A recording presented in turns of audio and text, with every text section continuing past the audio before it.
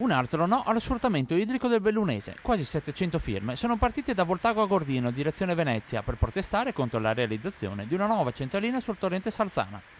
Nuova perché lungo l'assa del torrente esistono già 2 impianti, uno dell'Enel e l'altro della società idroelettrica Gordina. I cittadini di Voltago sono preoccupati per il futuro della loro acqua. La portata della derivazione proposta nel progetto è decisamente troppo elevata.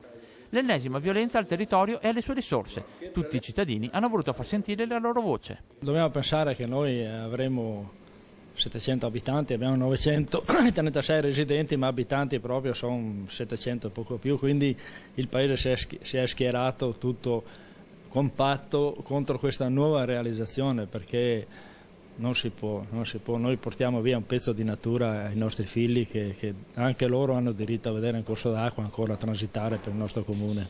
694 firme da Voltago, 1500 firme dallo Zoldano, i 1000 e più in marcia in Valle del Mis. I bellunesi stanno alzando la voce contro chi vuole sfruttare la poca acqua rimasta ancora libera.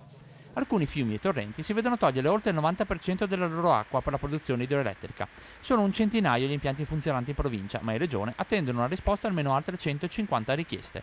Bisogna mettere dei paletti allo sfruttamento. C'è un assalto ormai alla possibilità di raschiare il fondo del barile, di utilizzare tutta l'acqua che ancora scorre nei nostri fiumi, che va assolutamente fermato, va regolamentato. Un primo passo la Regione Veneto l'ha già fatto, chiedendo al governo che, se sfruttamento del territorio deve essere, vada a beneficio delle comunità e non dei privati. Io, assieme al mio collega Formigoni e al collega Cota, abbiamo presentato un emendamento a firma dei 3 governatori proprio al governo per chiedere che la gestione sia invece pubblica, che si possa pensare che l'eventuale gettito di risorse dalla gestione dei salti d'acqua sia un valore per le comunità.